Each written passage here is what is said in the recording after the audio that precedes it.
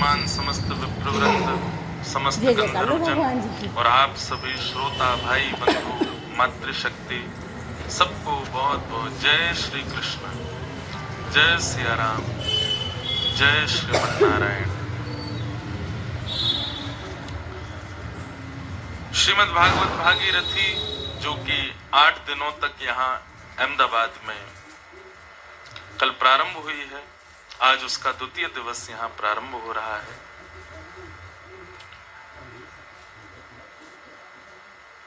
कल हम आप सब लोगों ने महात्म श्रवण किया, महत्व, भागवत का महत्व। जाने बिन न होए परतीति, बिन परतीत होत नहीं प्रीति। ये महत्व हम क्यों सुनते हैं? कल भी मैंने कहा था, आज भी पुनः दोहरा रहा हूं। मानव का स्वभाव होता है वो महत्वाकांक्षी होता है। जब तक उसके हृदय में किसी वस्तु का महत्व ना हो, उससे वो अनायास प्रेम नहीं कर पाएगा। पर एक बात आपको बहुत स्पष्ट रूप से कह दूं, जब व्यक्ति आध्यात्मिक स्तर पर आगे बढ़ जाता है ना, महत्वाकांक्षी नहीं रहता। कई बार बिना महत्व के भी अनायास प्रेम करने लगता है। जैसे कि हमारे भारत के साधु हैं, संत हैं, वैष्णव जन हैं, उनके पास कोई भी आवे, उसका महत्व जान करके उस पर कृपा करें, ऐसा नहीं है। उस सब पर सहज भाव अपना प्रस्तुत करते हैं। तो महत्वाकांक्षी होना अच्छी बात है, पर एक साधक बनने के बाद आध्यात्म स्थिति होने के पहले ठीक था, ठीक करो। साधक बनने के बाद में महत्व बुद्धि कम हो जाती है, फिर अनायास प्रेम करने लगता है व्यक्ति। जैसे कल हम लोगों ने भगवान बुद्ध का एक प्रसंग सुना था। अंगुली माल कैसा है ये उनको बता दिया गया, लेकिन फिर भी वो गए।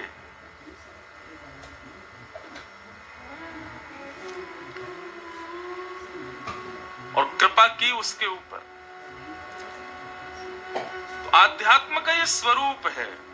एक व्यक्ति, आज मुझ पर 2-3 प्रश्न आए हैं, उनका पहले उत्तर दूं। धार्मिक होना और आध्यात्मिक, इनमें क्या अंतर है? बहुत ध्यान से सुनो। धार्मिक और आध्यात्मिक। धार्मिक होता है केवल नियमों का पालन करने वाला। जैसे सुबह उठते हैं, सूर्य को जल देते हैं, अपने मंदिर में जाकर के पुष्प आदि चढ़ा देते हैं, हनुमान चालीसा का पाठ करते हैं, माता पिता को प्रणाम करके चले गए। जो पाप जन्य स्थान है वहां नहीं जाते, दूषित नहीं खाते, दूषित नहीं पीते, नियम कानून का पालन करते हैं, घपलेबाजी वाले काम नहीं करते, 2 नंबर के काम नहीं करते, कोई गलत कर रहा हो तो उसको समझाते हैं, टोकते हैं। मतलब एक सधा हुआ साधक जीवन जीने वाले व्यक्ति को धार्मिक कहा जाता है। पर आध्यात्मिक कौन? केवल उतने से उसका बल ना पड़े, और खोजे और अपने आप में भीतर लेकर के आवे और उस मार्ग पर चल करके भगवत प्राप्ति का साधन अपनावे, उसको आध्यात्मिक कहते हैं। धार्मिक व्यक्ति केवल सुधर करके पूरा जीवन जीता है, लेकिन आध्यात्मिक व्यक्ति, उसका एक लक्ष्य है कि मुझे भगवत प्राप्ति करनी है। वो भगवत प्राप्ति को केंद्र में रखता है। धार्मिक और आध्यात्मिक। माता पिता ने ऐसा करने से मना किया, वो नहीं करेगा, ये धार्मिक व्यक्ति का लक्षण है। लेकिन ऐसा नहीं करना है, इस पर और आगे बढ़ करके और श्रेष्ठ में क्या कर सकता हूं, ऐसी स्थिति हृदय में लाना, ये आध्यात्मिक व्यक्ति का लक्षण है। एक प्रश्न तो ये है, और दूसरा प्रश्न, मदिरा पीना सही है या गलत? ये प्रश्न है, आप ही बताओ। मद्यपान करना सही है या गलत?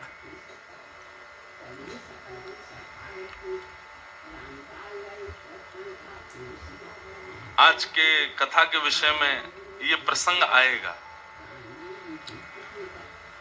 मद्यपान, उसमें कलयुग का निवास बताया गया, पाप का निवास बताया गया। क्यों?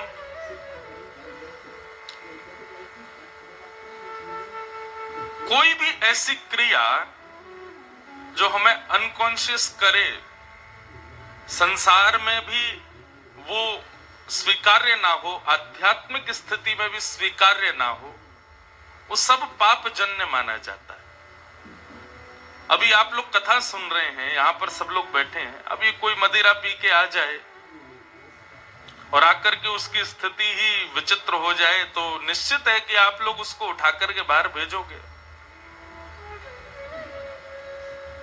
ठीक है, आजकल वेस्टर्न कल्चर को अपनाते हुए भारत में कई कॉर्पोरेट्स वाले और जो थोड़ा मॉडर्न सोच वाले हैं, वो लोग उसको गलत नहीं मानते। गलत नहीं मानते तो हर समय भी तो उसको नहीं करते ना। उसके भी कुछ नियम बना दिए गए हैं, कुछ स्थान है वहीं पर करना है, सबके सामने नहीं करना है, छुप करके करना है, तो निश्चित है कि वो स्वीकार्य तो नहीं है। अब इसमें आप आध्यात्मिक स्थिति हमसे यदि पूछे कि ये पाप क्यों है, तो देखो,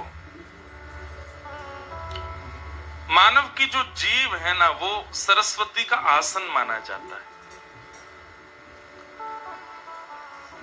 यदि आपके आसन पर कोई दूषित वस्तु रख दे तो आप कभी बैठोगे? नहीं बैठ सकते। इसी प्रकार जिह्वा मानव की सरस्वती का आसन है, वहां दूषित वस्तु का आप आस्वादन करोगे उससे, तो निश्चित है कि सरस्वती उसका त्याग कर देगी।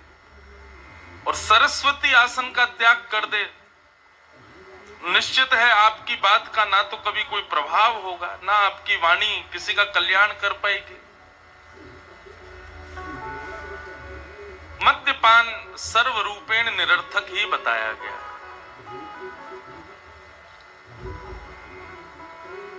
क्योंकि मन बुद्धि वैसे ही हमारे विचलित रहते हैं और उसके पान सेवन के बाद में वो और विचलित कर देती है।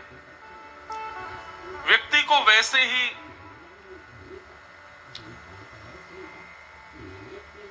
अत्यंत विचलित रहता है और जिसके सेवन के बाद में और विचलित हो जाए, ऐसी वस्तु को तो निरर्थक ही बताया गया शास्त्रों में। बाकी 5 स्थान आज कथा में आएंगे जहां पर कलयुग का निवास है, उनका फिर विस्तार से हम और श्रवण करेंगे।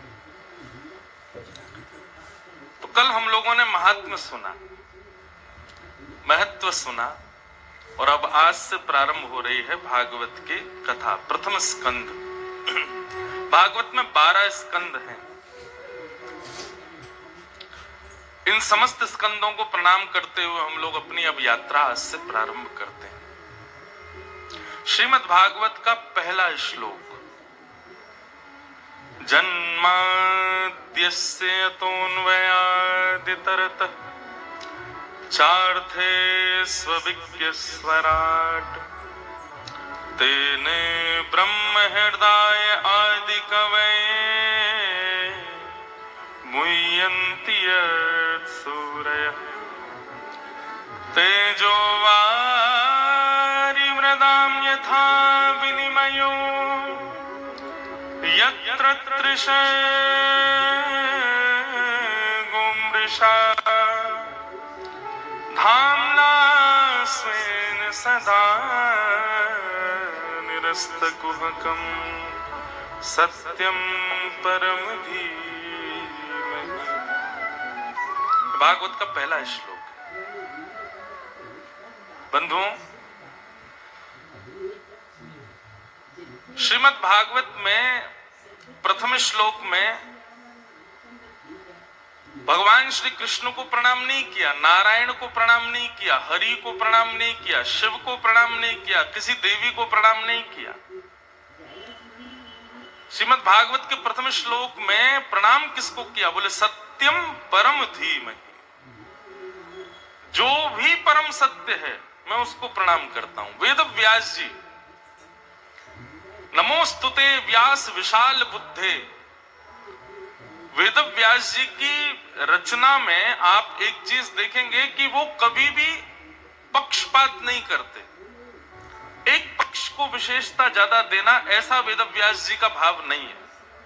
जी जब भागवत की रचना कर रहे थे उस समय 33 कोटि देवता आकाश में खड़े थे और सब ये विचार कर रहे थे कि श्री वेद व्यास जी जब प्रथम श्लोक लिखेंगे तो किसको वंदन करेंगे। लेकिन वेद व्यास जी के मन का भाव जब प्रकट हुआ तो वेद व्यास जी ने वंदन किसको किया? सत्यम परम धीमहि, जो भी परम सत्य है मैं उसको वंदन करता हूं। अब सब देवी देवता एक दूसरे के मुख देख रहे हैं, क्यों?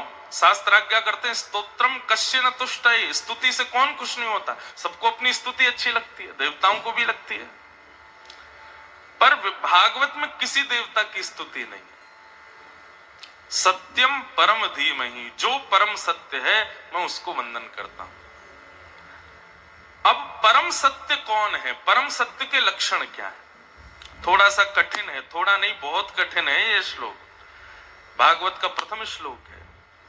हमने एक बात निश्चित कर दें, भागवत सामान्य ग्रंथ नहीं है बंधु, हमारे पास ग्रंथ से ऊंचा शब्द नहीं है, पुराण से ऊंचा शब्द नहीं है, इसलिए हम ग्रंथ पुराण कह देते हैं।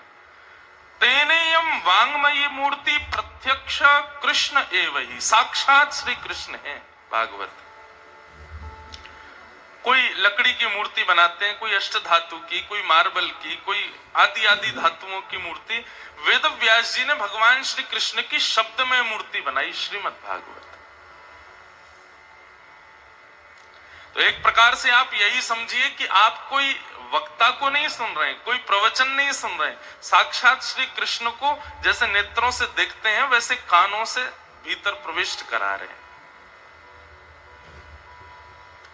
परम सत्य कौन है? बोले जन्माद्यस्य तोन्वयादितरतः, जो जन्म आदि से इतर है, या फिर ऐसा कहें जन्म मृत्यु और जीवन जिसके हाथ में है, वो परम सत्य है। जो चाहे तो विश्व को जिला दे, जो चाहे तो विश्व का नष्ट संहार कर दे, जो ही विश्व का पालन पोषक है, वो परम सत्य है। मैं सत्य हो सकता हूं, आप सत्य हो सकते हो, लेकिन हम परम सत्य नहीं हो सकते। परम सत्य तो केवल और केवल श्री कृष्ण है। मूकम करोति वाचालम पंगुं लंघयते गिरिम यत् कृपातमहं वंदे परमानंद माधवम। वो गूंगे से बुलवा भी सकते हैं, वो लंगड़े से पहाड़ भी लंघवा सकते हैं, वो कुछ ना करने वाले से भी सब कुछ करवा सकते हैं, उनकी सामर्थ्य सब कुछ में है, इसलिए वो परम सत्य है, हमारी सामर्थ्य नहीं है। और सामर्थ्य की तो पूछिए ही मत, 2020 में सब लोगों ने अपनी सामर्थ्य देख ली। जब लॉकडाउन लगा, मुझे कभी कभी ऐसा लगता है अभी ना लोगों में भक्ति बहुत बढ़ गई है। आजकल हमारे वृंदावन में इतनी भीड़ हो गई है, कहीं भी हम कथा करने जाते हैं इतने लोग कथा सुनने आते हैं, खास करके यंगस्टर्स बहुत आते हैं। तो मुझे कभी कभी लगता है ऐसा क्या हुआ कि अचानक 2-3 साल में इतनी भक्ति भजन भाव बढ़ गए। तब मन में यह आया कि व्यक्ति अपनी सामर्थ्य पहचान चुका है, मैं कुछ भी नहीं हूं। करोड़ों रुपए का टर्नओवर करने वाला व्यक्ति अपने कमरे में है, पत्नी दूसरे कमरे में है, वो डॉक्टरों को फोन मिला रहा है मेरी पत्नी को बचा लो। कितना कितना चाहिए तुमको, बताओ मैं देता हूं। सब समझ गए कि भैया संसार की जितनी भी वस्तुएं हैं ये अंतिम में तो केवल प्रार्थना ही काम आने वाली है। हम कितनी भी सामर्थ्यवान हो, अपनी सामर्थ्य से कुछ नहीं कर सकते। आज खाटू श्याम बाबा की बड़ी सेवा करते हैं, पूजा करते हैं लोग। जब वो बर्बरीक के रूप में थे तब उनसे प्रश्न किया गया महाभारत का सबसे बड़ा योद्धा कौन था। आपने संपूर्ण महाभारत का दर्शन किया, बताइए सबसे श्रेष्ठ योद्धा कौन था महाभारत का? तो बर्बरी कहते हैं महाभारत युद्ध के सबसे श्रेष्ठ योद्धा योगेश्वर कृष्ण। अर्जुन बोला जिन्होंने शस्त्र भी नहीं उठाया हाथ में। युधिष्ठिर नकुल सहदेव आदि बोले जिन्होंने एक सैनिक को भी बाण नहीं मारा, हाथ में तलवार नहीं उठाई, अस्त्र शस्त्रों को छोड़ करके केवल घोड़ा चलाने में लगे रहे। बर्बरी का आप कह रहे हो वो महाभारत युद्ध के सबसे बड़े योद्धा थे। बर्बरी बोले मैं इसीलिए तो कह रहा हूं वो सबसे बड़े योद्धा थे। क्यों? क्योंकि साधारण लोगों को तो आयुध चाहिए, धनुष चाहिए, तलवार चाहिए, चक्र चाहिए दूसरे का वध करने के लिए, लेकिन योगेश्वर कृष्ण तो केवल अपने रूप मात्र से वध कर रहे थे सबका। अरे अर्जुन नकुल सहदेव युधिष्ठिर तुम लोगों ने कौरवों को नहीं मारा, वे कौरव तो श्री कृष्ण ने अपनी दृष्टि से ही उनको मार दिया था। बस मरे मराए में तुम लोग बाण मार करके श्रेय ले रहे थे कि हमने मारा। आपको लगता है आपने ये उपलब्धि प्राप्त कर ली, मुझे लगता है मैंने कथा सुनाई, परंतु ये सब ठाकुर जी ने व्यवस्थित किया, बस श्रेय हमको दे दिया। भगवान का एक गुण है बंधुओं, वो हमेशा क्रेडिट्स दूसरों को देते हैं, श्रेय दूसरों को देते हैं। और मानव का एक स्वभाव है कुछ भी करे और श्रेय ना मिले तो सबसे ज्यादा दुखी होता है मानव, वो श्रेय के पीछे ही भागता है। बहुत सावधानी से सुनो, आज हम जी रहे हैं, जो कुछ भी कर रहे हैं कर्म हमारा है, लेकिन कृपा ठाकुर जी की, उन्हीं की कृपा से ही हम कर रहे हैं सब।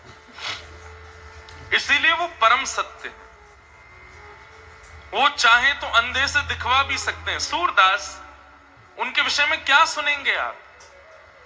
हमारे पास दो आंखें तो जन्म से हैं, और फिर दो दो आंखें हम बाद में और पहन लेते हैं।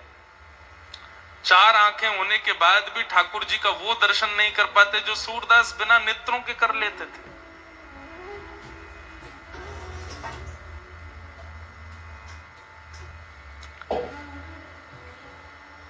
सूरदास जी मंदिर में जाते और जैसी ठाकुर जी की पोशाक वैसा ही पद गा देते। आज तो ठाकुर जी ने पीली पोशाक पहनी है, आज गले में ऐसी माला पहनी है, सिर पर सिरपेच धारण किया है, कानों में ऐसे कुंडल पहने हैं, इस प्रकार सूरदास जी बता देते थे। लोग बाग कहते सूरदास तुम्हारे नेत्र तो है नहीं, फिर दिख कैसे जाता है? एक दिन गोसाई जी बोले ये सूरदास रोज सोच के आता होगा, आज नीले वस्त्रों के बारे में बोलूंगा, आज पीले वस्त्र बोलूंगा, आज, और संभवतः उस दिन हम वही वस्त्र पहना देते हैं। आज एक काम करते हैं, आज ठाकुर जी को वस्त्र ही नहीं पहनाएंगे। जब वस्त्र ही धारण नहीं करेंगे तो सूरदास सोच के आएगा कि आज मैं गुलाबी वस्त्रों का बारे में बोलूंगा, लेकिन हम वस्त्र ही नहीं पहनाएंगे तो फिर क्या बोलेगा? ठाकुर जी आज निर्वस्त्र खड़े मंदिर में, सूरदास जी जैसे ही आए, गोसाई जी बोले कहो सूरदास आज ठाकुर जी कैसे लग रहे हैं? नेत्र नहीं है सूरदास के।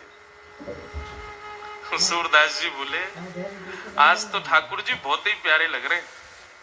बोले कितने प्यारे लग रहे हैं? आज हरि देखे नंगम नंगा, मोतिन माल गले उर साजे, छवि के उठत तरंगा, आज हरि देखे नंगम नंगा। सूरदास बोले आज तो ठाकुर जी नंगे खड़े हैं, गले में मोतियों की माला पहन रखी है, इतने प्यारे लग रहे हैं। आज तो ठाकुर जी बिना पोशाक के बड़े सुंदर लग रहे हैं। महाराज दर्शनार्थियों ने आज ठाकुर जी को प्रणाम नहीं किया, आज सूरदास को प्रणाम किया। वाह सूरदास, तुम्हें नेत्रों की भी आवश्यकता नहीं है ठाकुर जी को देखने के लिए, और यहां नेत्र हैं, शक्तियां हैं, सब कुछ है, फिर भी ठाकुर जी दिखते हैं? नहीं दिखते। क्या समझते हैं आप? यत कृपातम हम बंदे, उन्हीं की कृपा से ही संभव हो सकता है, नहीं तो यह संभव नहीं है। परम सत्य कौन है? जो पूरे विश्व को जीवित और मरणासन अवस्था में करने की सामर्थ्य रखता है। पूरे विश्व को कैसे क्या क्रिया करवानी है, ये सामर्थ्य जिसके हाथों में। चार्थे स्वविज्ञ स्वराट, जिसको किसी से प्रकाश की आवश्यकता नहीं है, वो स्वयं प्रकाशवान है। ठाकुर जी किसी के आसरतु नहीं रहते, किसी पर डिपेंडेंट नहीं रहते। कई बार कई लोग मेरे से प्रश्न कर देते, महाराज जी हमारे घर में ठाकुर जी हैं, आप कथाओं में ऐसा कहते हैं ठाकुर जी को भोग लगाना चाहिए, वस्त्र पहनाने चाहिए, स्नान कराने, भगवान हमारे पर आसरतु हैं, ठाकुर जी हमारे ऊपर डिपेंडेंट है। बिल्कुल डिपेंडेंट नहीं है। ये एक भक्ति का प्रकार है, ये एक भाव का प्रकार है कि आप ठाकुर जी की सेवा कर रहे हो, वो आपके ऊपर आसरतु नहीं है, वो आप पे डिपेंडेंट नहीं है कि आप नहीं करोगे तो चल जाएगा काम। चार्थे स्वविज्ञ स्वराट। लेकिन एक बात मैं आपको कह दूं, जब वैष्णव प्रेम लक्षणा भक्ति हृदय में प्रारंभ होती है, तब ठाकुर जी आसक्त भी हो जाते हैं, आसरतु भी हो जाते हैं, डिपेंडेंट भी हो जाते हैं। ठाकुर जी को आवश्यकता नहीं, लेकिन एक प्रेम का स्वरूप होता है कि प्रेम में व्यक्ति सब कर सकता है, लेकिन फिर भी अपने प्रेमी के आसरतु रहता है, उस पर डिपेंडेंट रहता है।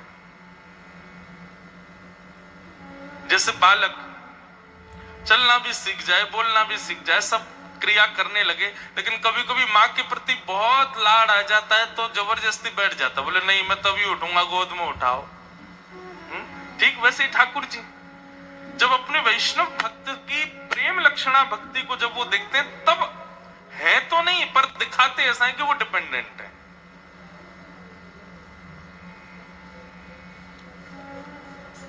चार्थे स्वविज्ञ स्वराट तेने ब्रह्म हृदय आदि कवये मुह्यन्ति यत् सूरयः।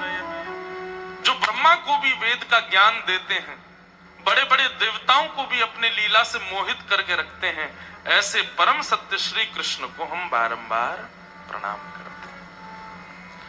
तेजो वारि मृदाम यथा विनिमयो यत्र शर्गो मृषा। पृथ्वी जल तेज वायु आकाश पंच तत्व जिनके अधीन रहते हैं, ऐसे श्री कृष्ण को हम प्रणाम करते हैं। सत्यम परम धीमहि। ये भागवत का पहला श्लोक। बंधुओं अब थोड़ी दूसरी चीज में आओ। श्रीमद् भागवत में 18,000 श्लोक हैं। भागवत का पहला श्लोक और भागवत का अंतिम श्लोक, आओ एक प्रैक्टिकल करते हैं, इन दोनों को एक करते हैं और देखते हैं क्या निकलता है। श्रीमद् भागवत के प्रथम श्लोक का प्रथम शब्द क्या है? ध्यान से सुनना। जन्माद्यस्य यतोऽन्वयादितरतः। तो प्रथम शब्द क्या है भागवत का? जन्म। श्रीमद् भागवत का अंतिम श्लोक अब सुनिए।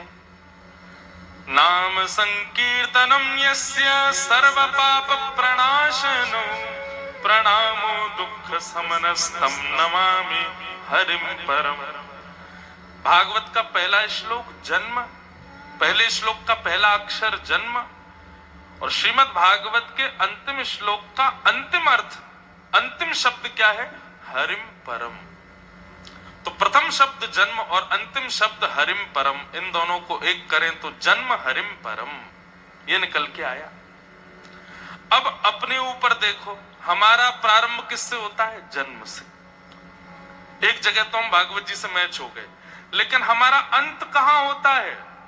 हरिम परम, हरि के चरणार विंदों में होता है? नहीं,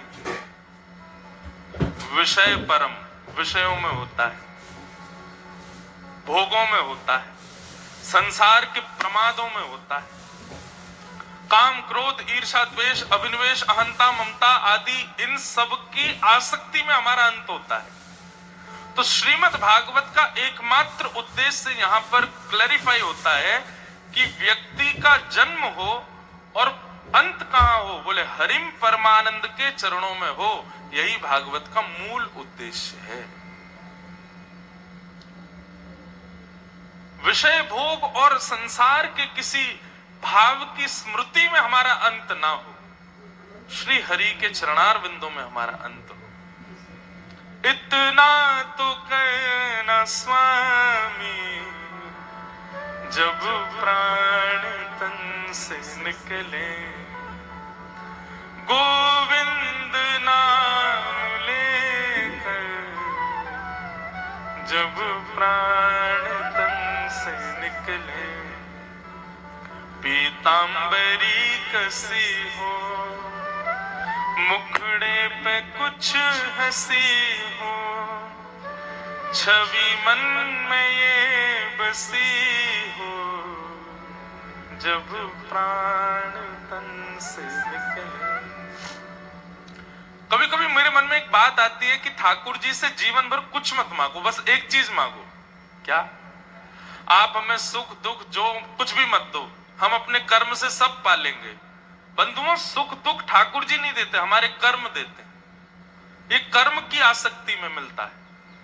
ये भोग विलास ऐश्वर्य सुख दुख आदि ये सब हम अपने कर्म से इसको प्रकट करते हैं, ठाकुर जी नहीं देते। हाँ, ठाकुर जी सहायक बन जाते हैं, लेकिन ठाकुर जी एक चीज दे सकते हैं। क्या? अंतिम श्वास निकले उससे पूर्व उनका साक्षात दर्शन। ठाकुर जी से कभी मांगना है तो यही मांगो, नाथ हमारे जीवन में दुख हो सुख हो पाप हो पुण्य हो जो कुछ भी हो सब हमारे कर्म पर निर्भर है, पर हमारी एक प्रार्थना है, नाथ जब हमारे प्राण निकले ना उससे पूर्व एक बार आपका प्रत्यक्ष दर्शन हमको हो जाए, बस एक बार आप साक्षात हमको दिख जाओ, फिर भले ही हमारे प्राण निकल जाए नाथ, बस एक हमारी अभिलाषा ये पूरी करो। ठाकुर जी से कभी मांगना है तो ये मांगो।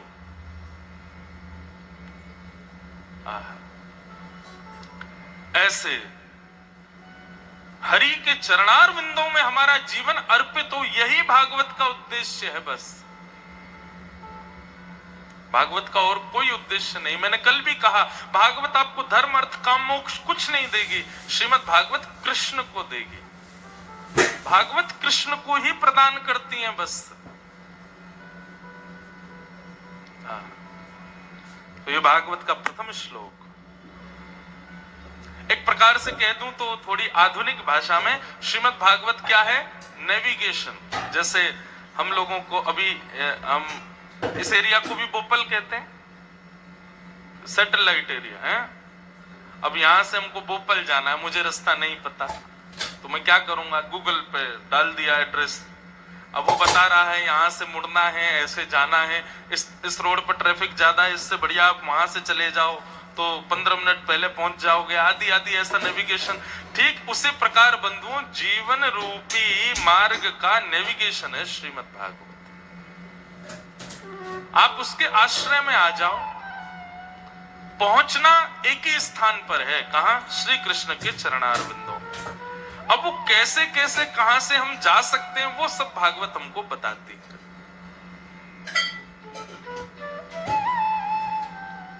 बंधुओं, हमारा जीवन एक समुद्र की तरह होता है। समुद्र का स्वरूप क्या है? जिस किनारे पर हम खड़े हैं हमको वही दिखता है, दूसरा किनारा हमको दिखता नहीं है।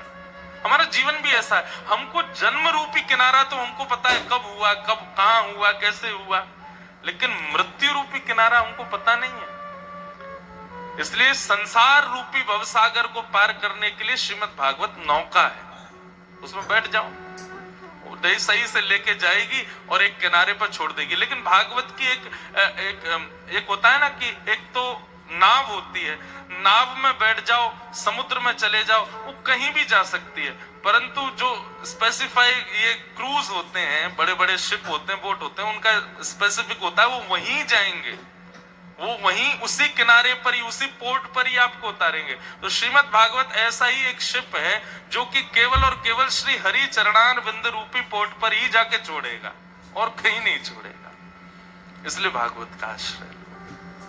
तो भागवत के प्रथम श्लोक में श्री कृष्ण को हम प्रणाम करते हैं। श्रीमद् भागवत का दूसरा श्लोक, श्रीमद् भागवत के दूसरे श्लोक में 4 बातें बताई गई। सबसे पहला भागवत का विषय क्या है, दूसरा भागवत का अधिकारी कौन है, तीसरी बात, भागवत हमारा किससे संबंध कराती है, और चौथा, भागवत का प्रयोजन क्या है। चार बातें बहुत ध्यान से सुनना। कि धर्म प्रोजित केतवोत्र परमो निर्मत्सराणां सता वैद्यं वास्तवमत्र वस्तु शिवदम् तापत्रयोन्मूलनम्।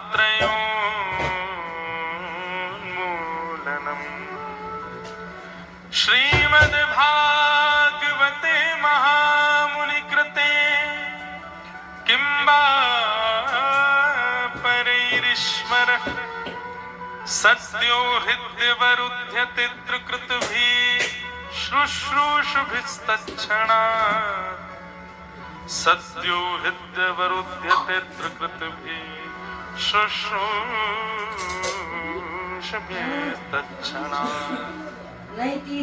सबसे पहला भागवत का विषय क्या है, सब्जेक्ट। धर्म प्रोजित केतवोत्र परमो, अपने श्रोताओं से परम धर्म के कार्य करवाना, ये भागवत का विषय है।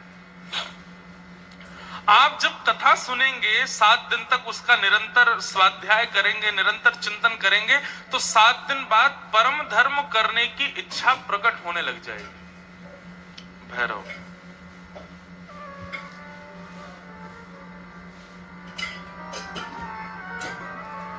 परम धर्म किसे कहते हैं?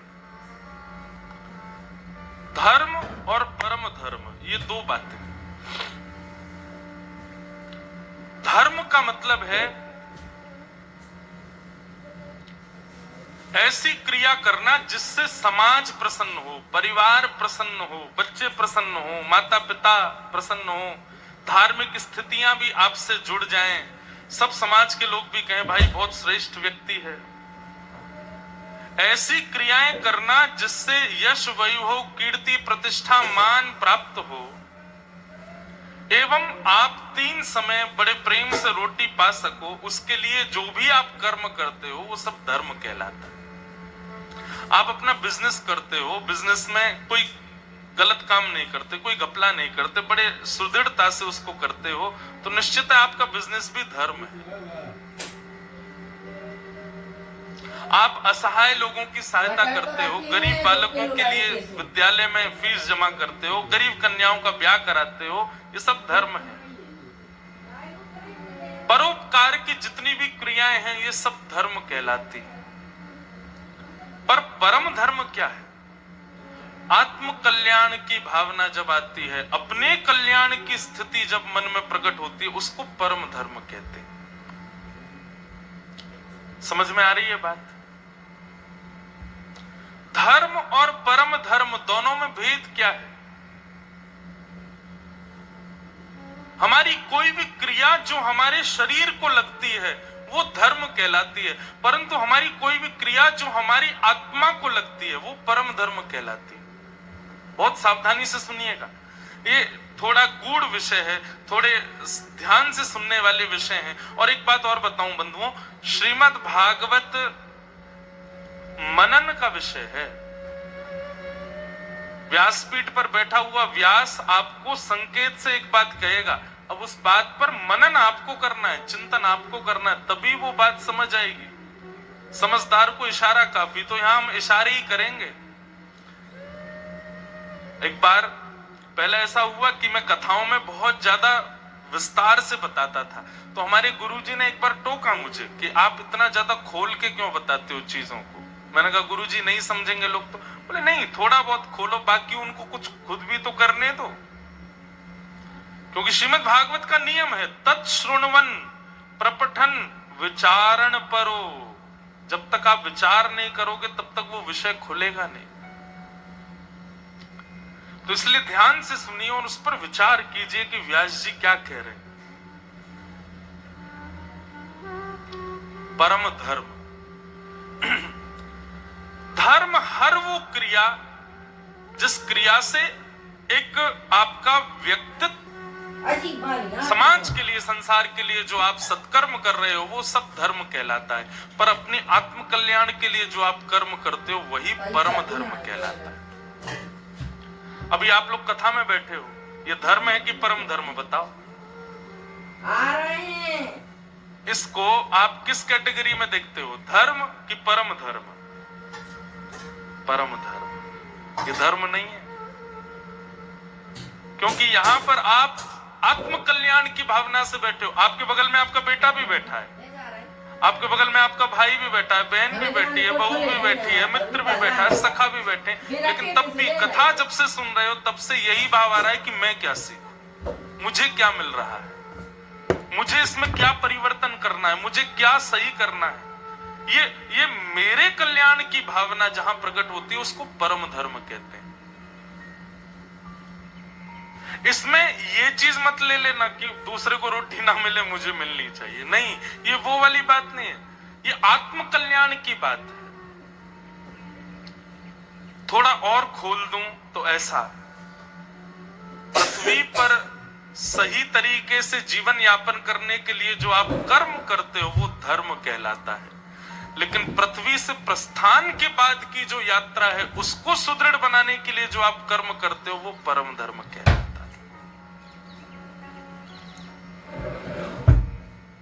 श्रीमद् भागवत का विषय क्या है? परम धर्म की अनंत जिज्ञासाएं प्रकट करना। आप कथा सुनेंगे तो निश्चित है कि कथा सुनने के बाद में ज्यादा से ज्यादा परम धर्म करने की इच्छा होगी, आत्म कल्याण की भावना मन में आएगी। यह भागवत का विषय। अब दूसरी बात, भागवत का अधिकारी कौन है? कौन डिजर्व करता है कथा सुनना और किसको अधिकार है कथा कहने का? तो यहां पर लिखा है निर्मत्सराणाम सताम। जिस व्यक्ति के हृदय में मात्सर्य दोष नहीं है वही भागवत का अधिकारी है। मात्सर्य दोष किसको कहते हैं? बंधुओं, संसार में व्यक्ति चार कारणों से दुखी रहता है। दुख का पहला कारण है कर्म, दुख का दूसरा कारण है काल, समय, दुख का तीसरा कारण है स्वभाव, और दुख का चौथा कारण है मात्सर्य दोष। मात्सर्य दोष का सीधा अर्थ यदि पूछो तो दूसरे के सुख से मिलने वाला दुख, वो इतना सुखी क्यों? इसको क्या बोलते हैं हम लोग? ईर्ष्या। वो क्या कहते हैं, वो लड़का आजकल व्यक्ति अपने दुख से कम दुखी है पर दूसरे के सुख से ज्यादा दुखी है कि वो इतना सुखी क्यों, ये हंस क्यों रहा है, ये इतना प्रसन्न क्यों है, ये इतना बढ़िया क्यों लग रहा है, वो इसी बात से उदास बैठा है कि वो मुझसे ज्यादा बढ़िया लग रहा है, वो इसी बात से उदास बैठा है कि उसकी पत्नी मेरी पत्नी से ज्यादा अच्छी है, वो इसी बात से दुखी है कि उसके बच्चे मेरे बच्चों से ज्यादा बढ़िया कर रहे हैं। ये ईर्ष्या जन्य दुख, इसी को कहते हैं मात्सर्य। और माफ कीजिएगा, भागवत सुनने का और कहने का अधिकार उसको नहीं है जिसके हृदय में मात्सर्य है। आप कहेंगे कोई बाहर टेस्टिंग तो हो नहीं रही कि किसमें मात्सर्य दोष है, कौन भीतर जा सकता है कौन नहीं, सब जा रहे हैं। तो फिर इस बात को लागू कैसे करोगे आप कि मात्सर्य दोष जिसमें वो कथा नहीं सुन सकता? बंधुओं, आ जाए मात्सर्य दोषी व्यक्ति यदि कथा में आ भी जाएगा, निश्चित है अगर मात्सर्य दोष उसका नहीं खत्म हुआ तो जो कुछ सुना सब विस्मृत हो जाए। जैसे भोजन अपाच्य हो जाता है, ऐसे ही जितना ज्ञान उसने लिया वो सब उसका धूमिल हो जाएगा, उसके किसी काम नहीं आएगा। बंधुओं, भागवत औषधि है और औषधि सेवन करने पर शरीर में असर करती है। यदि आप कथा सुन रहे हैं और आपके जीवन में उसका असर नहीं हो रहा है ना, तो माफ कीजिए, आप 4 घंटे बर्बाद कर रहे हो केवल बैठ करके। मैंने ऐसे अनेक वैष्णव देखे हैं, कथा सुनने के बाद में जीवन में वो परिवर्तन उनके आता है। उनके स्वभाव में, व्यवहार में, उनकी दिनचर्या में, उनकी सोच विचार की और यदि वो नहीं हो रहा तो माफ कीजिए, कथा आप केवल मनोरंजन के भाव से आपने सुनी, मनोमंथन के भाव से नहीं। भागवत का अधिकारी कौन? जिसके हृदय में मात्सर्य दोष नहीं, दूसरे के प्रति ईर्ष्या। अब आप लोग कहो महाराज जी किसी में मात्सर्य दोष वो कथा में आ जाए तो क्या करें? तो कथा इसी भाव से सुने कि मेरे भीतर का मात्सर्य दोष खत्म हो। आपने कथा सुनी, कथा आपको लग गई, आपके जीवन में कथा आ गई, इसका प्रमाण क्या है? 7वें दिन जब यहाँ कथा पूरी हो ना तो देखो बहुत कड़वा सच है, हम सबको किसी ना किसी से ईर्ष्या तो होती है। ऐसा हो ही नहीं सकता कि आपको किसी से ईर्ष्या नहीं होती। कथा सुनने के बाद 8वें दिन जब यहाँ कथा पूरी हो जाए उसके पास जाना जिससे आपको ईर्ष्या होती है, उससे जाके मिलिएगा। यदि उसके सामने आते ही जैसे पहले ईर्ष्या होती थी, पहले थोड़ा सा हृदय जल जाता था, थोड़ा सा दुर्भाव उसके प्रति आता था, यदि वो सब ना आवे तो समझना कथा आपके जीवन में आई। ये प्रमाण है कथा का। लेकिन कथा सुनने के बाद भी उसके प्रति ईर्ष्या ही भाव उत्पन्न हो रहा है तो समझो अभी और सुनना, अभी और समझना। ये प्रमाण है, ये एक टेस्टिंग है। आप टेस्ट कर सकते हो अपने आप को। मैंने तो बहुत देखा, जब मैंने कथाएं शुरू की तो होती थी, हमें भी किसी न किसी से कभी हो जाती थी बालकों में, पर कथा करते करते करते अब किसी के प्रति ऐसा भाव नहीं। जरूरी नहीं है हम व्यासपीठ पे बैठते हैं तो सब माला ही पहनाते हैं। कई बार कई लोग गालियां भी देते हैं, कई बार कई लोग बुरा भी बोलते हैं, कई लोग उपहास भी करते हैं, हंसी भी उड़ाते हैं।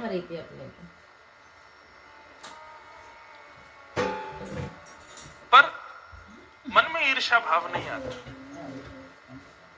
मटर, फरे, धन, आलू, मिर्ची, यही आपकी कथा सुनने का एक प्रमाण है कि हाँ, कथा ने आपके भीतर चिकित्सा की है कि अब आपके अंदर किसी के भी प्रति ईर्ष्या का भाव है। तो निर्मत्सराणाम सताम, भागवत का अधिकारी कौन? जिसके अंदर मात्सर्य दोष नहीं है, वही कह सकता है, वही सुना सकता है। तीसरी बात, विषय, अधिकारी। अब तीसरी बात आती संबंध। भागवत हमारा किससे संबंध कराती है? भागवत कराने से हमारे पितृ मुक्त हो जाते हैं, भागवत कराने से हमारे घर में सुख शांति आ जाती है, भागवत कराने से हमारा जीवन इजी हो जाता है, भागवत कराने से कोई भी अपशकुन नहीं होता, भागवत कराने से ऐसा। ये सब बातें एक तरफ, क्या होता है क्या नहीं होता है इनका कोई प्रमाण नहीं है यहाँ पर। लेकिन हाँ, ये बात है, कथा श्रवण के पश्चात श्याम सुंदर आपको अपने से लगने लगे, ठाकुर जी से कोई एक प्रेम लक्षणा संबंध हो जाए। जसोई वाले पे एक जगन्नाथ भगवान के एक भक्त थे, उनका नाम था अंगद जी। क्या नाम था? बहुत ध्यान से सुनना। श्री अंगद जी जो थे ये एक राजा के सेनापति थे, और राजा जो था ना वो इनका भतीजा ही था। एक चरित्र सुनाऊं एक भक्त का, अंगद जी का, बहुत ध्यान से सुनना। अंगद जी अपनी पत्नी से बहुत प्रेम करते थे और उनकी पत्नी सत्संग से बहुत प्रेम करती थी। ठाकुर जी की कथा, कीर्तन, वैष्णव वार्ता, इनमें उसकी बड़ी रुचि। लेकिन अंगद जी को कथा आदि में बिल्कुल कोई रुचि नहीं थी। अपनी पत्नी से कहते थे, सुनो तुम खूब कथा सुनो, खूब मंदिर जाओ, जो तुमको करना है करो, पर मुझसे कभी नहीं कहना कि तुम करो, मेरे को कभी नहीं छेड़ना।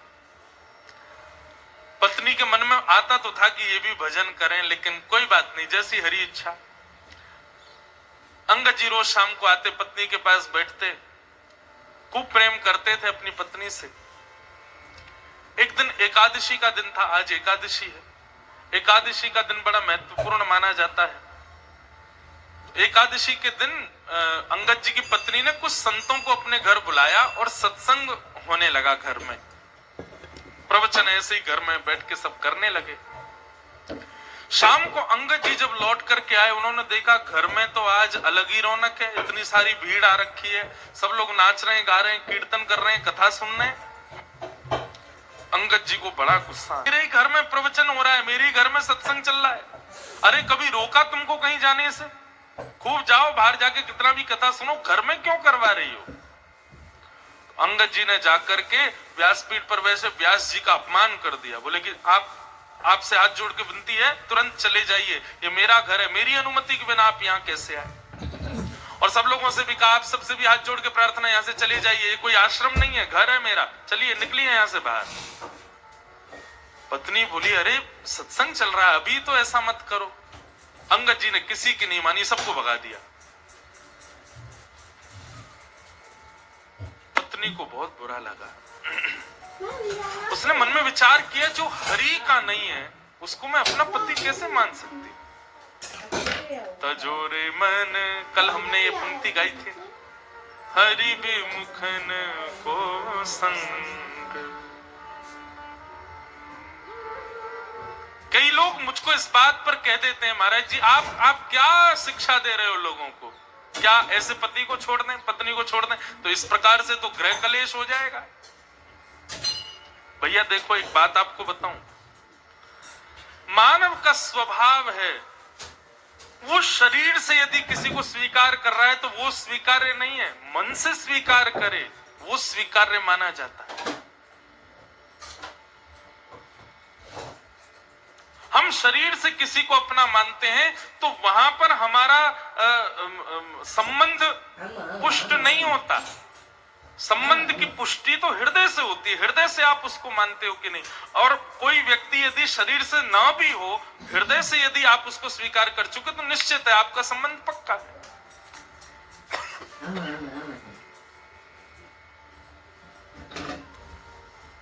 महादेव ने सती का त्याग किया, लेकिन ऐसा नहीं कि सती को कैलाश से ही कह दिया हो कि आप चली जाओ अपने मायके में जाकर करो ना। बस मानस जी में गोस्वामी जी कहते हैं, बगल में जो आसन लगाते थे उसको सामने लगा दिया, बस इतना ही त्याग किया। और ये त्याग किसका था? शरीर का त्याग नहीं था, हृदय से त्याग था। तो इसलिए भैया, यदि ऐसे लोग परिवार में हैं, ऐसे लोग मित्र हैं, ऐसे लोग ऑफिस में काम करते हैं जो भगवत संबंध नहीं रखते, उनका शरीर से त्याग नहीं करना है, मन से त्याग करना, मन से कभी उनको स्वीकार नहीं करना है। अंगद जी की पत्नी ने आज अपने पति का हृदय से त्याग कर दिया और घूंघट कर लिया और कहा कि अब आज के बाद मृत्यु पर्यंत मैं आपको अपना मुख नहीं दिखाऊंगी, ना आपका मुख देखूंगी। आपकी पत्नी हूं, आपके संगी रहूंगी, आपकी सेवा करूंगी, पातिव्रत धर्म का पालन करूंगी, लेकिन हृदय में आपके लिए कोई स्थान नहीं आज के बाद। अंगद जी की पत्नी अब तो घूंघट करके रहती है, अंगद जी ने मुंह ही नहीं दिखाती अपना अंगद जी को। 1 महीना 2 महीना 6 महीने बीत गए महाराज। अंगद जी बड़े उदास, बहुत प्रेम करते थे अपनी पत्नी से। अब तो कार्य में भी मन नहीं लगता। एक दिन ऐसे ही घोड़े पर बैठ करके कहीं जा रहे थे तो चलते चलते उन्होंने देखा कहीं कथा चल रही है। मन में आया, इसी कथा ने मेरा घर बर्बाद करवा दिया, इसी की वजह से सब खराब हुआ। 2-3 दिन बाद फिर से निकले तो फिर कथा चल रही थी, तो मन में आया कि ये कथा में ऐसा होता क्या है जो मेरी पत्नी को इतना प्रिय लगता है, चल के सुनूं। अंगद जी आकर के पीछे उदास हताश तो बैठे ही थे, घर में मन लगता नहीं है, आके बैठ गए। कथा में बंधुओं 3 प्रकार के लोग आते हैं। पहले आमंत्रित लोग, जिनको निमंत्रण दिया गया है कि भैया हमारे घर में कथा है, आपको आना है। दूसरे वैष्णव कथा प्रिय लोग, उनको बस पता चल जाए कथा कहां हो रही है, वो ये विचार नहीं करेंगे दूरी कितनी, समय कितना लगेगा, कहां क्या, निमंत्रण की भी अभिलाषा नहीं, बस पता चल जाए कथा कहां है, वो पहुंच जाते हैं। और तीसरे संसार के मारे दुखियारे लोग जिनको घर में या व्यापार में कहीं भी कुछ मिल नहीं रहा है, बड़े उदास अपने जीवन में जी रहे, वो आके कथा में बैठते हैं। तो ऐसे ही अंगद जी आकर के बैठ गए। अंगद जी आकर के बैठे तो निश्चित कथा सुनते सुनते उनके हृदय को बड़ी शांति सी मिली। बंधुओं, एक बात बताऊं, गीता में भगवान अर्जुन से एक बात कहते हैं। अर्जुन ने कहा कि नाथ, व्यक्ति सुख की प्राप्ति के लिए इतनी मेहनत करता है तो उसको सुख मिलता क्यों नहीं है? भगवान ने कहा, डेस्टिनेशन गलत चुनी है मानव ने, सुख नहीं। हमने डेस्टिनेशन ही गलत चुन रखी है। हर कार्य के पीछे हम चाहते क्या है? सुख मिले। भगवान कहते हैं इसको बदलो, सुख नहीं, शांति मिले। शांति की भावना से कर्म करो, शांति की भावना से क्रिया करो। हम क्या करते हैं? हमको सुख मिले, ऐसा करूं इतना मिल जाएगा, ये करूंगा वो करूंगा, ऐसा बनाऊंगा, ऐसे बैठा करूंगा, ऐसा कमरा, ऐसे सोफे, ऐसी पत्नी, ऐसी गाड़ी। ये सब सुख जन्य हम लोग कर्म करते हैं और वही सुख हमको नहीं मिलता। फिर आप अपने क्रिया के पीछे उद्देश्य शांति रखो। भगवान कहते हैं तब मानव प्रसन्न रहेगा। क्योंकि अर्जुन, सुख की भी एक लिमिट होती है, उससे ज्यादा यदि मिल जाए तो व्यक्ति दुखी हो जाता है। आपके गुजरात में श्रीखंड मुझे बड़ा प्रिय है। मैं द्वारिका में, अहमदाबाद तो मेरी पहली बार कथा और गुजरात में मेरी दूसरी कथा है। ये श्रीमद् भागवत की पहली कथा हमने की द्वारिका में और आज 7 साल बाद दूसरी कथा कर रहे हैं अहमदाबाद। बाकी बीच में 2 दिन 4 दिन के सत्संग तो हुए हैं कई बार, पर सप्ताह कथा दूसरी बार हो रही है। तो मैं जब भी गुजरात आता हूं तो श्रीखंड मुझे बड़ा प्रिय है। लेकिन आप एक कटोरी खिला दो, मन भर जाएगा। दूसरी कटोरी दोगे तो मैं भाग जाऊंगा। आप कहोगे महाराज जी आपको बड़ा प्रिय, खाओ ना। अरे कैसे? मुझे याद नहीं है, लेकिन फिजिक्स में हम लोग जब स्कूल में पढ़ते थे तो एक चैप्टर पढ़ाया गया था, उसमें यही बात थी। जब भागवत पढ़ी तो हमको और ज्यादा क्लियर हुई कि कोई भी वस्तु का अति सेव्य जब हम करते हैं तो वही वस्तु हमको कष्टदायी लगे। 5 खा लो, 6वां रसगुल्ला देखते ही वमन हो जाएगा। संसार की हर वस्तु ऐसी है। तो अर्जुन, सुख नहीं, शांति को रखो। किसी भी क्रिया को करने के पीछे उद्देश्य क्या हो? मुझे शांति मिले। तब देखो कर्म करके कैसा सुख मिलेगा। तो कथा में सुख मिलता है लोगों को। यहां पर आप मौन अवस्था में बैठे हो, एक ही आसन पर बैठे हो, ना पानी पी रहे हो ना चाय पी रहे हो। 4 घंटे आदमी बिना चाय कैसे रहे, बिना खाए कैसे रहे? लेकिन यहां रह रहे हो। क्यों? शांति मिल रही है। सुख नहीं, शांति। अंगद जी को बड़ी शांति मिली। अब तो अंगद जी ने नियम बना लिया, रोज जाते थे कथा सुनने। 7वें दिन कथा पूरी हो गई। अंगद जी जैसे ही आए तो देखा कोई भी नहीं था। किसी से पूछा, भैया आज कथा नहीं होगी? बोले 7 ही दिन की होती है, कल हो गई पूरी, आज तो चले गए व्यास जी। बोले कहां चले गए? बोले दूसरी कथा करने। बोले कहां हो रही है उनकी कथा? बोले उस गांव में हो रही है। अंगद जी दौड़ गए, उस गांव में पहुंचे, वहां जाके सुने। अब तो ऐसा चस्का लगा अंगद जी को, जहां भी कथा होती अंगद जी जाते। एक दिन उन्हीं के नगर में कथा हो रही थी, अंगद जी इधर बैठे थे और उनकी पत्नी थोड़ी दूर बैठी थी। दोनों को ही नहीं पता कि दोनों कथा में बैठे। व्यास जी ने जैसे कीर्तन गाया, अंगद जी के नेत्रों से अविरल अश्रुधार ऊर्ध्वबाहु होकर के नृत्य करने लगे आनंद से। तभी पत्नी की दृष्टि गई, ये कौन नाच रहा है? अरे ये तो अंगद जी हमारे पतिदेव हैं।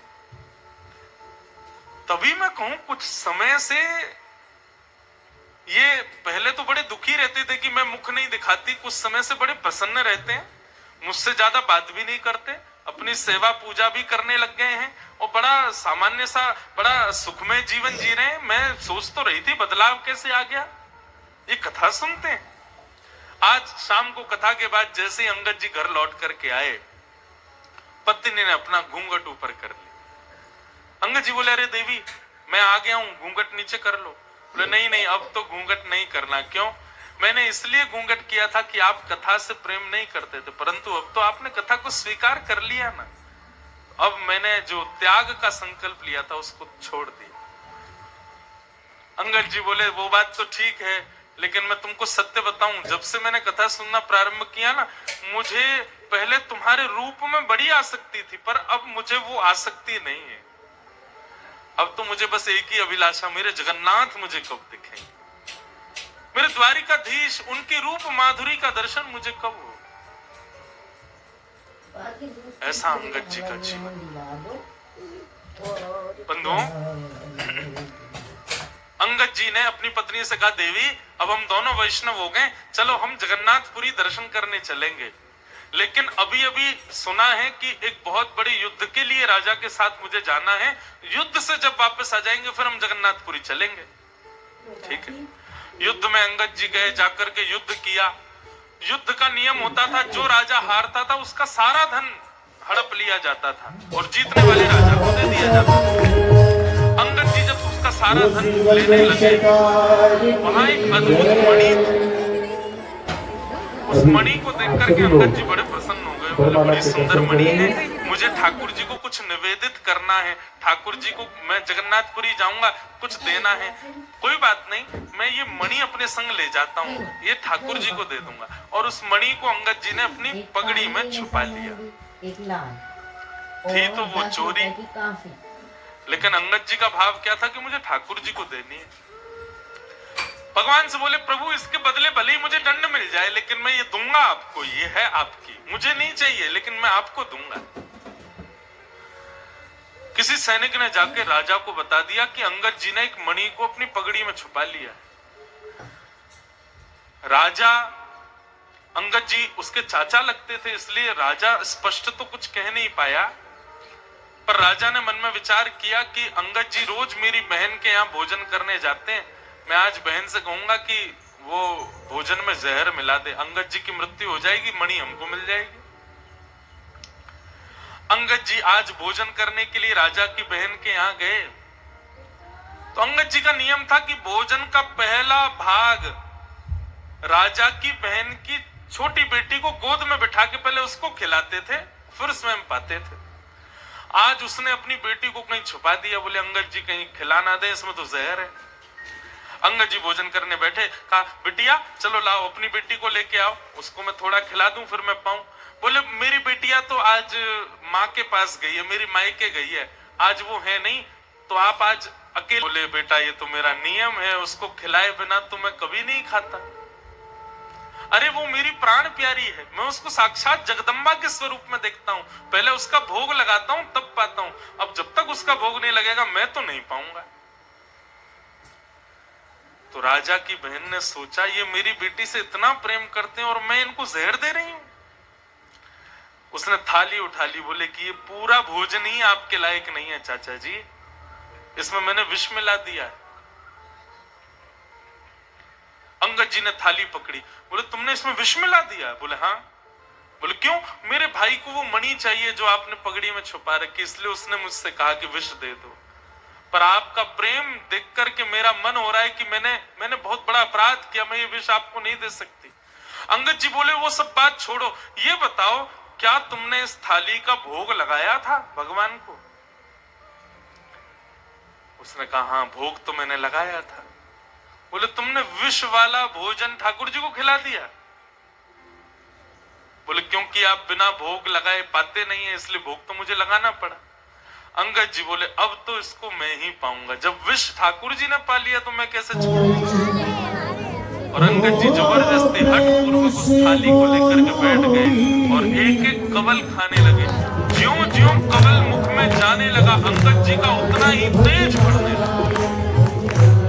ये आश्चर्य देख करके राजा की बहन नतमस्तक हो गए। जाको राखे साइया मार सके ना कोई, बाल न बाका कर सके जो जग बैरी हो। बंधुओं, प्रसाद मान करके पाया इसलिए विष ने भी कुछ नहीं किया। ये लीला तो मीरा के साथ भी हुई, ये लीला तो ध्रुव के साथ भी हुई, ये लीला तो प्रहलाद के साथ भी हुई।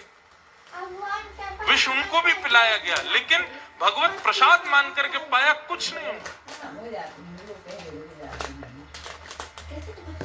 नहीं बेटा, नहीं मिलती अब दोनों टाइम। अंगद जी महाराज अपनी पत्नी से जाके बोले, देवी अब हमको विलंब नहीं करना चाहिए, क्योंकि राजा मेरे पीछे पड़ गया है, वो कभी भी मेरा वध कर सकता है। मेरा वध कर दे, मुझे चिंता नहीं, पर मुझे जगन्नाथ जी को एक बार देखना। 5 को कमा।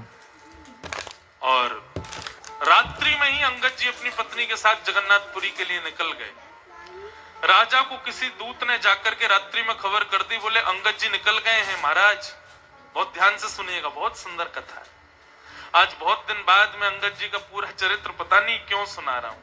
हमारे पूज्य नाना जी भागवत के वक्ता थे, वो कहते थे कि कभी अनायास किसी भक्त का भाव कथा कहते कहते आ जाए तो यही समझना चाहिए लाला कि वो भक्त उस कथा में पधारे हैं, वो भक्त अपनी उपस्थिति दर्ज करा रहे हैं, इसलिए व्यासपीठ से बुलवा रहे हैं।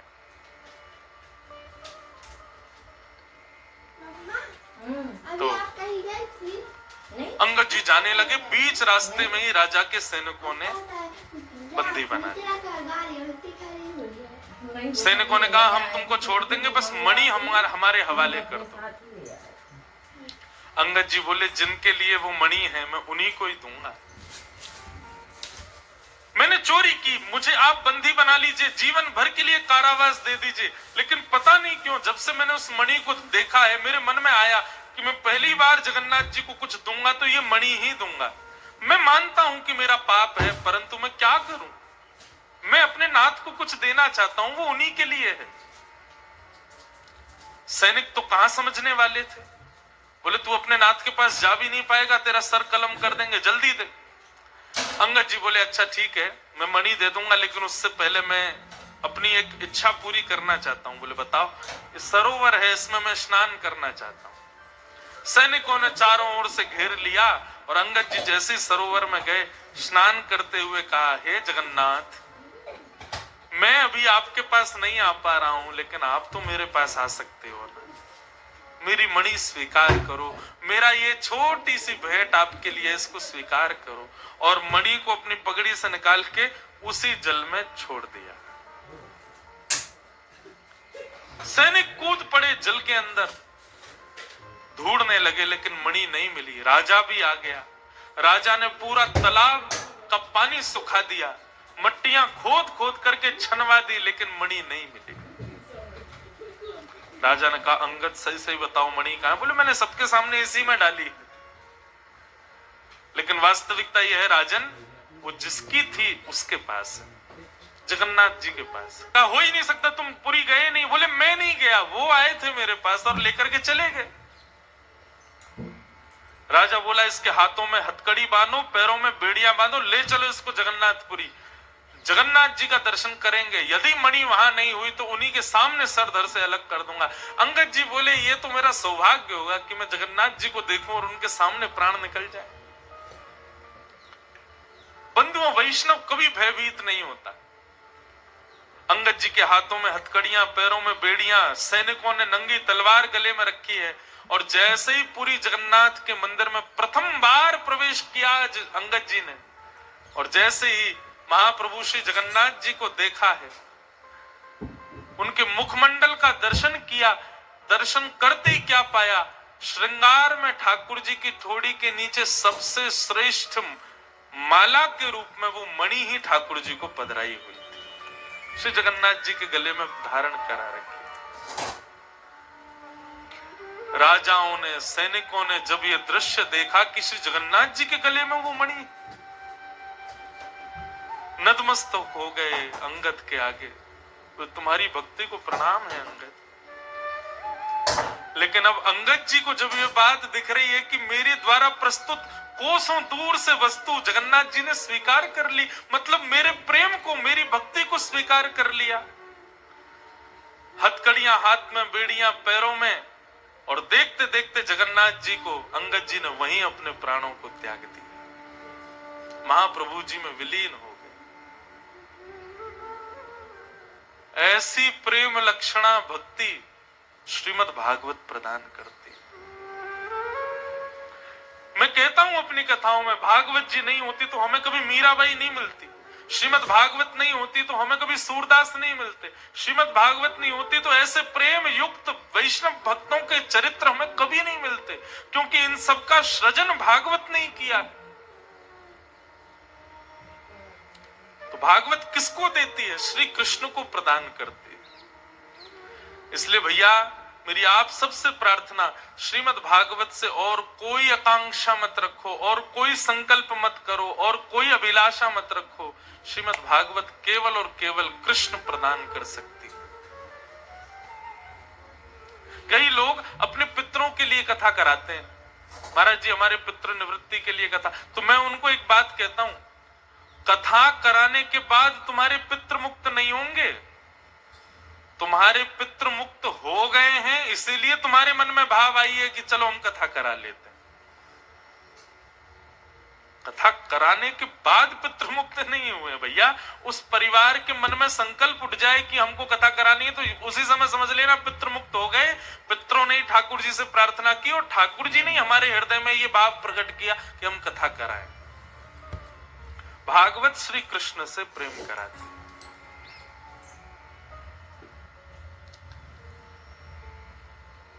इस प्रकार श्रीमद् भागवत विषय, अधिकारी, संबंध, और अब चौथी बात, भागवत का प्रयोजन क्या है? तापत्रयोन्मूलनम।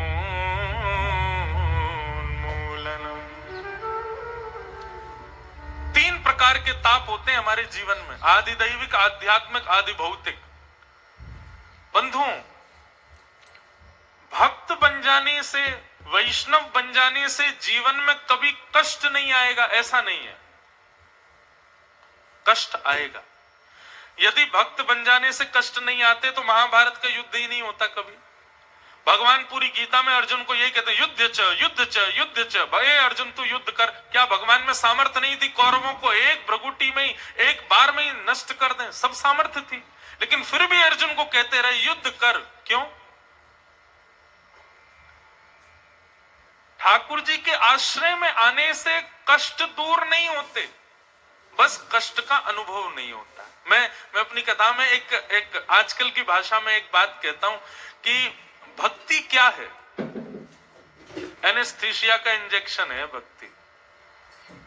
जिस प्रकार डॉक्टर एक इंजेक्शन लगा देते हैं तो वो पार्ट सुन्न हो जाता है। अब चाहे वहां का ऑपरेशन करो, काटो पीटो, टांके लगाओ, कुछ भी करो, पता नहीं चलता ना।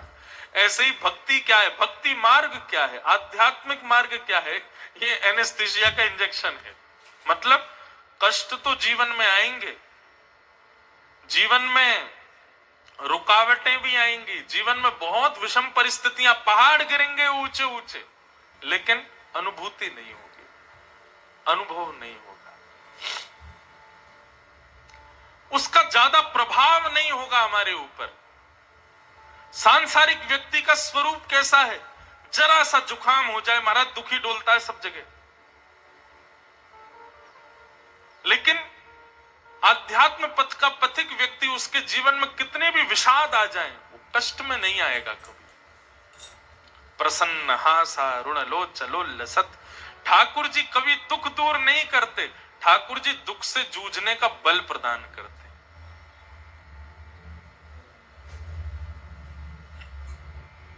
कई बार लोग कहते हैं महाराज जी आप तो कथा करते हो, आपके जीवन में दुख कैसे आ गया? अरे इस संसार का एक नाम शास्त्रों में पता है क्या है? दुखालय। क्या है? पृथ्वी को शास्त्रीय भाषा में कहते हैं दुखालयम शाश्वतम। दुखालय, जैसे पुस्तकों के संग्रहालय को पुस्तकालय कहते हैं, विद्या अर्जन करने वाले स्थान को विद्यालय कहते हैं, भोजन जहां किया जाता है भोजनालय, ऐसे ही जहां दुख ही भोगे जाते हैं उसको दुखालय। यहां सब दुखी हैं भैया, सबके जीवन में दुख है। बस हरि स्मरण करने वाले, हरि भजन करने वाले, वो दुख तो जीवन में आता है लेकिन फिर भी प्रसन्न रहते हैं, क्योंकि दुख का अनुभव नहीं होता, दुख की अनुभूति नहीं होती।